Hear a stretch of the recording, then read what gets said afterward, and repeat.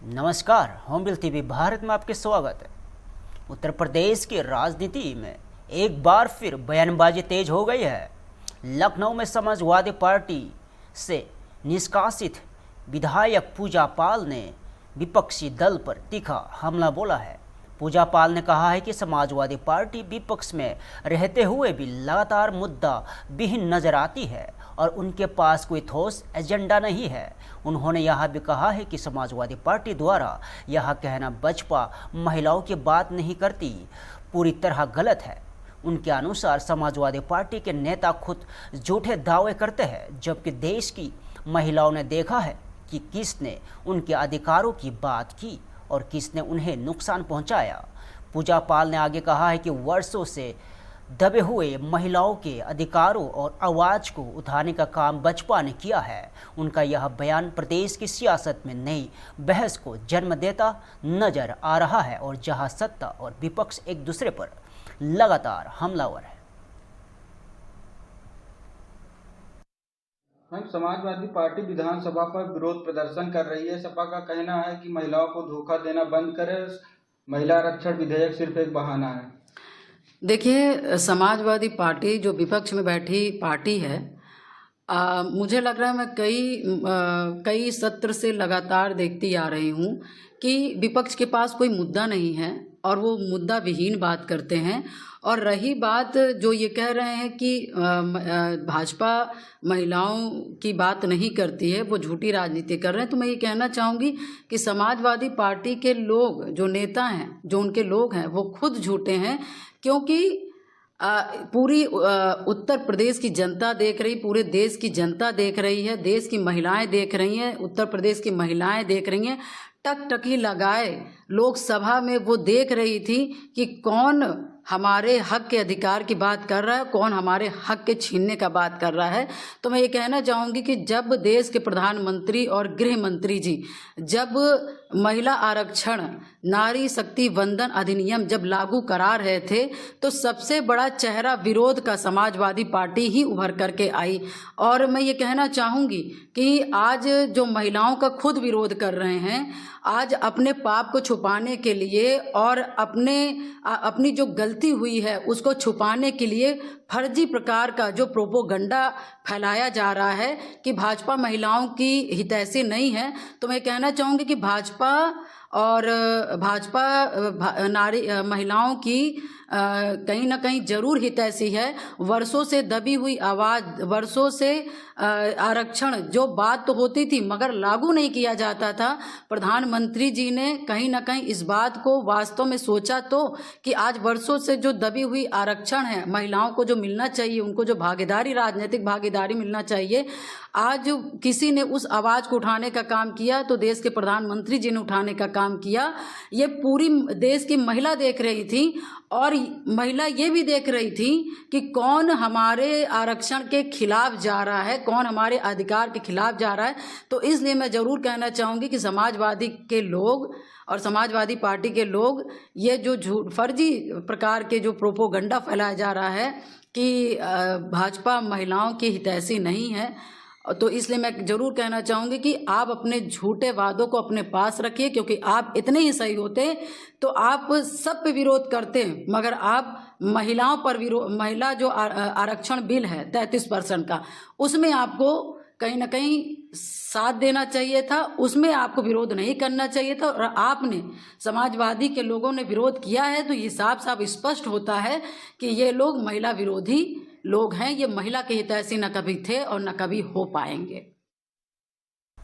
उत्तर प्रदेश के बलिया से बड़ी खबर सामने आ रही है, जहां तेज बारिश और आंधी तूफान के कारण बड़ा हादसा हो गया।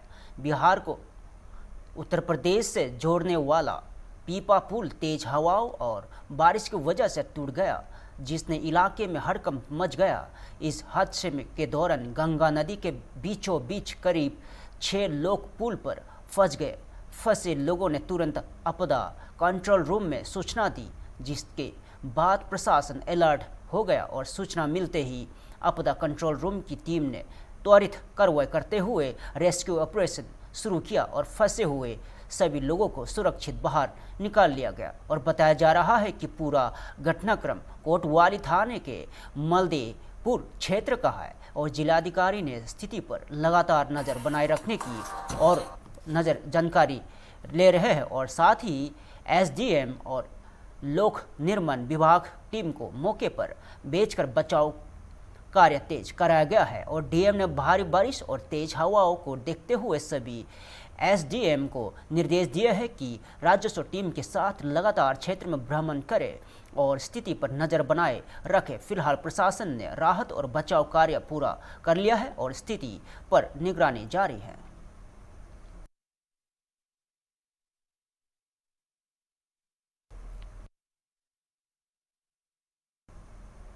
रेल कनेक्टिविटी को लेकर केंद्र सरकार की ओर से एक अहम बयान सामने आया है और केंद्रीय रेल मंत्री अश्विनी वैष्णव ने जम्मू कश्मीर रेल सेवा को लेकर विस्तार से जानकारी दी है। उन्होंने बताया है कि 20 कोच की वंदे भारत एक्सप्रेस अब जम्मू से श्रीनगर के लिए शुरू की गई है। इससे पहले 1 साल पहले प्रधानमंत्री के नेतृत्व में जम्मू श्रीनगर रेल लाइन की शुरुआत की गई थी। अब कटरा से 8 कोच वाली ट्रेन सेवा शुरू हुई थी और रेल मंत्री के अनुसार बढ़ती मांग को देखते हुए अब 20 कोच की ट्रेन शुरू की गई है। उन्होंने कहा है कि लोगों से इस सेवा को लेकर काफ़ी उत्साह देखा जा रहा है और इससे एक बड़ी उपलब्धि माना जा रहा है और उन्होंने यह भी बताया है कि इस रेल लाइन के शुरू होने से माल ढुलाई यानी कार्गो ट्रांसपोर्ट की भी काफ़ी आसानी हुई है। साथ ही जम्मू श्रीनगर रेल मार्ग की क्षमता बढ़ाने के लिए लगातार प्रयास किया जा रहा है और कई नए नवाचार भी किए जा रहे हैं और रेल मंत्री के इस बयान को जम्मू कश्मीर में विकास और कनेक्टिविटी के विस्तार के रूप में देखा जा रहा है। आज 20 कोच की वंदे भारत सर्विस जम्मू से श्रीनगर से चालू हुई। 1 साल पहले माननीय प्रधानमंत्री श्री नरेंद्र मोदी जी ने जम्मू श्रीनगर लिंक को, रेलवे लाइन को इनॉग्रेट किया था। तब कटरा से 8 कोच की गाड़ी चालू हुई थी और जम्मू में प्लेटफॉर्म्स बन रहे थे, प्लेटफॉर्म्स बन गए और जो गाड़ी चालू की थी 8 कोच की फुल कैपेसिटी पे जा रही है, 100% कैपेसिटी पे जा रही है और डिमांड बहुत ज़्यादा। तो फिर स्पेशल डिज़ाइन किया गया 20 कोच का। नॉर्मली 8 कोच जब फुल होती है तो 16 कोच करते हैं, 16 कोच जब फुल होती है तो उसको 20 कोच करते हैं। यहाँ पर इतनी डिमांड है कि सीधा ही 20 कोच कर लिया गया है। अब तक वंदे भारत जो 8 कोच की चल रही थी उसमें 5.5 लाख पैसेंजर्स ट्रैवल कर चुके हैं। बहुत ही लोगों में उसका एक अच्छा उत्साह है। आज माननीय मुख्यमंत्री जी भी खुले मंच से उन्होंने वंदे भारत सर्विसेज और रेलवे की सर्विसेज का और माननीय प्रधानमंत्री जी के विजन को जिस तरह से सराहा, बहुत अच्छा लगा कि जम्मू की और कश्मीर की जनता ने इस पूरे काम को अच्छे से हृदय से एक्सेप्ट किया है। जम्मू से जो गाड़ी रवाना होती है उसमें डोगरी फूड देते हैं और जिससे कि एक यहाँ के खान पान से भी लोग फैमिलियर हो सके, और जो कश्मीर से रवाना होती है गाड़ी उसमें कश्मीरी फूड रहता है। इस रेलवे लाइन के बनने से बहुत बड़ा चेंज आया है कार्गो में। अब car, automobile, 2 wheelers, cement, steel, इन सब का ट्रांसपोर्टेशन आसान हो गया। सॉल्ट, हर चीज़ का ट्रांसपोर्टेशन आसान हो गया है। और जो बड़ी बात है, श्रीनगर से करीब 2 करोड़ किलो सेब अभी तक ट्रांसपोर्ट हुए हैं ट्रेन से। 2 crore kilograms of apples have been transported from Srinagar Valley to rest of the country. वैसे ही चेरी हो, मेवे हो, कई तरह के ट्रांसपोर्टेशन के इससे बेनिफिट मिला है। अब आगे बहुत बड़ा फोकस है जम्मू से श्रीनगर के रेलवे लाइन की कैपेसिटी को बढ़ाने का। इस कैपेसिटी को बढ़ाने के लिए कई प्रोजेक्ट्स हाथ में लिए जा रहे हैं। ऑटोमेटिक सिग्नलिंग जो कि कैपेसिटी को बढ़ाता है, यानी एक ही सेक्शन में एक से ज़्यादा ट्रेन को हम चला सकते हैं, वैसा ऑटोमेटिक सिग्नलिंग का सिस्टम होता है। कई जगह क्रॉसिंग स्टेशंस बनाना, कई तरह के नए इनोवेशंस, कई तरह के इनोवेशंस और प्रोजेक्ट्स हाथ में लिए जा रहे हैं। साथ ही साथ बड़ा फोकस है रेलवे लाइन को बारामूला से आगे उरी की तरफ एक्सटेंड करना, और बारामूला से उरी कनेक्टिविटी होने से बहुत अच्छा बेनिफिट मिलेगा उरी तक रहने वाले सभी निवासियों को, और बहुत ध्यान से दिया जाएगा काम को कि कहीं पे कोई सेब के बागान डिस्टर्ब नहीं होने चाहिए, और जो सदियों से जो प्राकृतिक सौंदर्य है वो सब बिल्कुल कहीं से भी डिस्टर्ब नहीं होना चाहिए। उस चीज़ों को ध्यान में रखते हुए किया जाएगा प्रोजेक्ट। दूसरा, पूंछ और राजौरी को कनेक्ट करने का प्रोजेक्ट भी हाथ में लिया जा रहा है। इसमें डीपीआर बन रही है, अभी बहुत डिटेल्ड काम है, क्योंकि जैसा आप जानते हैं पहाड़ी क्षेत्र में और विशेषकर यंग माउंटेन्स हिमालयाज में बहुत ही केयरफुली हर चीज़ को करना चाहिए। और दिल्ली से अम्बाला 4 लाइन ऑलरेडी अप्रूव कर ली है माननीय प्रधानमंत्री जी ने, तो दिल्ली से अम्बाला 4 लाइन हो जाने से बहुत कैपेसिटी बढ़ जाएगी। और जलंधर से जम्मू ऑलरेडी डबलिंग हो चुकी है, कंप्लीट हो चुकी है। जम्मू स्टेशन पे काफ़ी नए काम हाथ में लिए जा रहे हैं, और स्टेशन का जो नवनिर्माण हो रहा है बहुत अच्छा हुआ है। अभी अगर आप देखें स्टेशन बनने पर ऐसा आएगा। बिहार की राजनीति से बड़ी खबर सामने आई है, जहां राजीव रंजन प्रसाद भारतीय जनता पार्टी के चुनावी प्रदर्शन को लेकर कई राज्यों पर महत्वपूर्ण बयान दिया है। पटना में मीडिया से बातचीत के दौरान उन्होंने कहा है कि भारतीय जनता पार्टी को लेकर असम में लगभग सभी एजेंसियों के सर्वे यहां संकेत दे रहे हैं कि पार्टी 2/3 से अधिक सीटों जीत सकती है। उन्होंने यहां भी दावा किया है कि जमीनी रिपोर्ट के अनुसार वह मुख्यमंत्री हेमंत बिस्वा शर्मा के नेतृत्व में बसपा की तीसरी बार सरकार बनना तय नजर आ रहा है। और राजीव रंजन प्रसाद ने आगे कहा है कि कई एजेंसियां यहां भी मानती है कि पश्चिम बंगाल में बसपा की सरकार बनने की संभावना दिख रही है। उन्होंने दावा किया है कि तमिलनाडु में AIADMK और बसपा गठबंधन की सरकार बनने की उम्मीद जताई जा रही है। इसके अलावा उन्होंने कहा है कि केरल में बसपा संगठन लगातार अपनी पकड़ मजबूत करने और वोट प्रतिशत बढ़ाने की दिशा में काम कर रहा है। उनके इस बयान के बाद राजनीतिक हलकों में अलग अलग प्रतिक्रियाएं देखने को मिल रही है। तरह के रुझान आए हैं, लेकिन असम में लगभग सभी एजेंसीज ने 2/3 से ज़्यादा सीटों के भारतीय जनता पार्टी के जीतने के संभावनाओं को पुष्ट किया है। और जो जमीनी रिपोर्ट है, हम ये कह सकते हैं कि वहाँ हिमंता बिस्वा शर्मा के नेतृत्व में बीजेपी की तीसरी बार सरकार बननी बिल्कुल ही तय है। जहाँ तक पश्चिम बंगाल का सवाल है, ज़्यादातर एजेंसीज मानते हैं कि वहाँ भारतीय जनता पार्टी की सरकार बनेगी, और इसीलिए जो पोल ऑफ पोल, जो सभी सर्वेज का औसत है, उससे भी साफ संकेत है कि ममता जी की विदाई तय हो गई है और जनता ने भारतीय जनता पार्टी को एक प्रचंड जनादेश दे दिया है। लेकिन ये एग्जिट पोल के रुझान हम कह सकते हैं कि अगर आप देखें तो पुडुचेरी में भी एक बार फिर भारतीय जनता पार्टी और AIADMK की सरकार बनती हुई दिख रही है।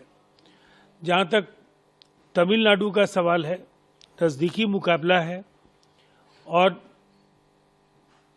जो वहाँ फिल्म अभिनेता विजय की जो भूमिका है वो आने वाले दिनों में सरकार के गठन में वो भी बेहद महत्वपूर्ण होगी। और वैसी स्थिति में हम ये मानते हैं कि AIADMK बीजेपी के सत्ता में आने के अब के आसार अभी भी वहाँ बने हुए हैं।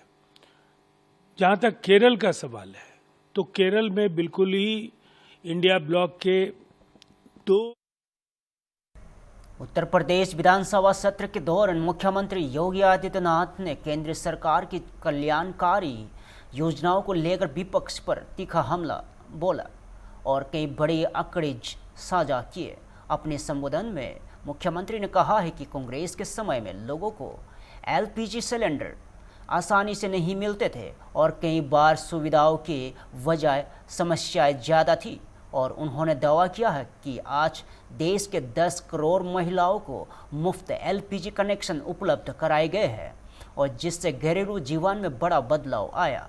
इसके साथ ही मुख्यमंत्री ने कहा है कि प्रधानमंत्री द्वारा आयुष्मान भारत योजना के तहत 50 करोड़ से अधिक महिलाओं को 5 लाख रुपए तक के स्वास्थ्य बीमा का लाभ मिल रहा है। और उन्होंने यह भी बताया कि देश के करीब 80 करोड़ लोगों को मुफ्त राशन योजना का लाभ मिल रहा है, जिससे उन्हें दुनिया की सबसे बड़ी खाद्य सुरक्षा योजनाओं में से एक बताया। और सीएम योगी के इस बयान के बाद सदन में चर्चा का माहौल और भी गर्म हो गया है और सत्ता पक्ष के इसे सरकार की उपलब्धियों के रूप में प्रस्तुत किया है।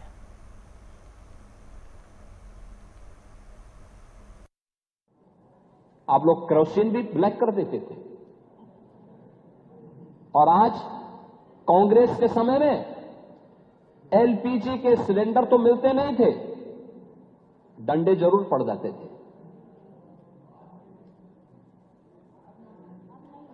पांडे जी, आप सच्चाई स्वीकार कर, कम से कम इस उम्र में तो सच्चाई स्वीकार कर लेना चाहिए।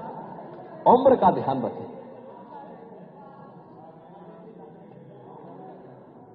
लेकिन कनेक्शन की समस्या थी।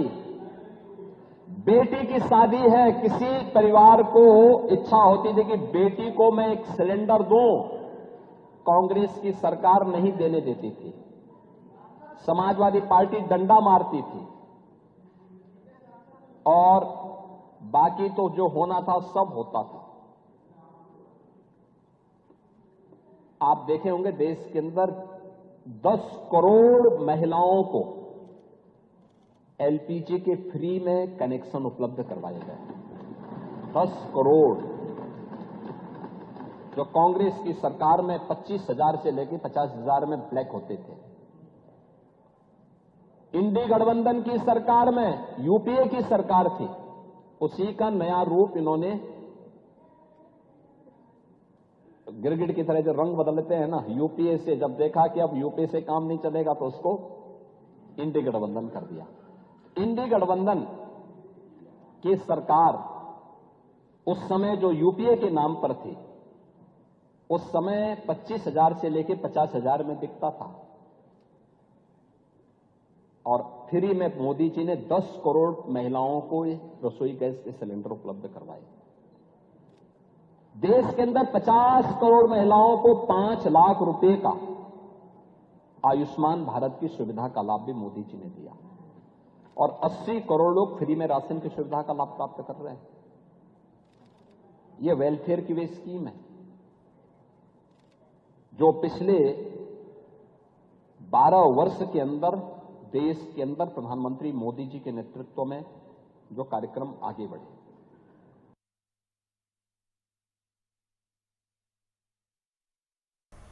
उत्तर प्रदेश विधानसभा में नारी सशक्तिकरण को लेकर चल रही चर्चा के बीच राजनीतिक बयानबाजी तेज हो गई है।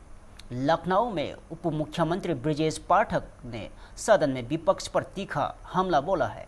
उन्होंने कहा है कि समाजवादी पार्टी और कांग्रेस की महिला विरोधी गतिविधियों को सदन में उजागर किया गया है और ब्रजेश पाठक ने आरोप लगाया कि समाजवादी पार्टी और कांग्रेस ने लंबे समय तक महिला आरक्षण का विरोध किया, जिसके कारण यह मुद्दा दशकों तक आगे नहीं बढ़ पाया। उन्होंने कहा है कि देश की आधी आबादी को उनका अधिकार मिले, इसके लिए सदन में निंदा प्रस्ताव लाया जा रहा है और इससे औपचारिक रूप में से आगे भेजा जाएगा।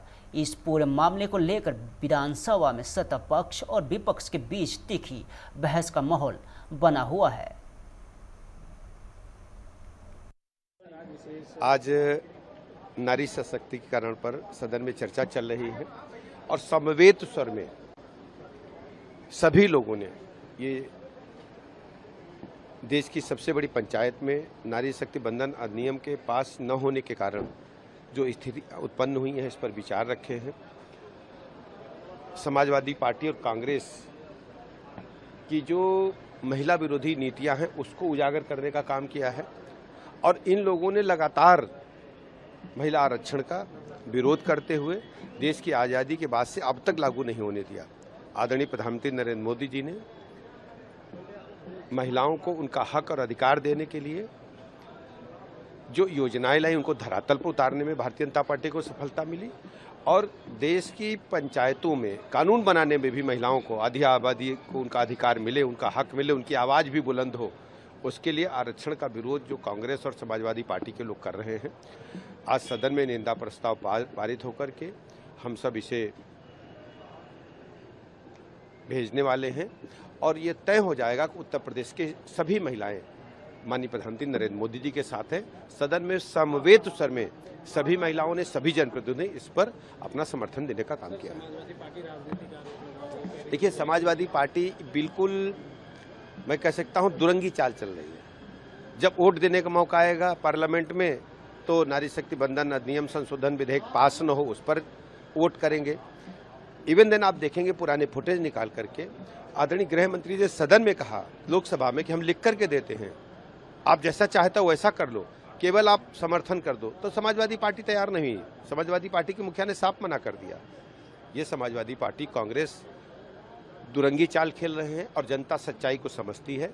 समय आने पर इसका खामियाजा समाजवादी पार्टी और कांग्रेस को भुगतना पड़ेगा। सर, पश्चिम बंगाल में भाजपा की सरकार बनी। पश्चिम बंगाल में भारतीय जनता पार्टी प्रचंड बहुमत की से सरकार बनाने जा रही है। परिणाम आने का इंतजार करिए और भारत की सांस्कृतिक राजधानी में भी कमल खिल रहा है और इसके लिए मैं पश्चिम बंगाल के अपने सभी भाई बहनों का बहुत बहुत अभिनंदन करता हूं। आदरणीय प्रधानमंत्री नरेंद्र मोदी जी का, आदरणीय गृह मंत्री जी का, आदरणीय राष्ट्रीय सुरक्षा को लेकर एक बड़ा बयान सामने आया है। दिल्ली में आयोजित ANI राष्ट्रीय सुरक्षा शिखर सम्मेलन 2.0 में रक्षा मंत्री राजनाथ सिंह ने देश की सैन्य क्षमता को लेकर महत्वपूर्ण बात कही है। रक्षा मंत्री ने कहा है कि ऑपरेशन सिंदूर को भारत ने अपनी मर्जी और अपनी शर्तों पर रोका था। उन्होंने स्पष्ट किया है कि आज अगर जरूरत पड़ती तो देश एक लंबी लड़ाई के लिए पूरी तरह तैयार था। राजनाथ सिंह ने कहा है कि भारत के पास सर्च कैपेसिटी यानी अचानक जरूरत पड़ने पर अपनी सैन्य क्षमताओं को तेजी से बढ़ाने की ताकत मौजूद है। उन्होंने भरोसा जताया कि यह क्षमता न सिर्फ पहले से मौजूद थी बल्कि अब और भी ज़्यादा मजबूत हो चुकी है। रक्षा मंत्री के इस बयान को भारत की सैन्य तैयारियां और रणनीति आत्मविश्वास के संकेत के रूप में देखा जा रहा है।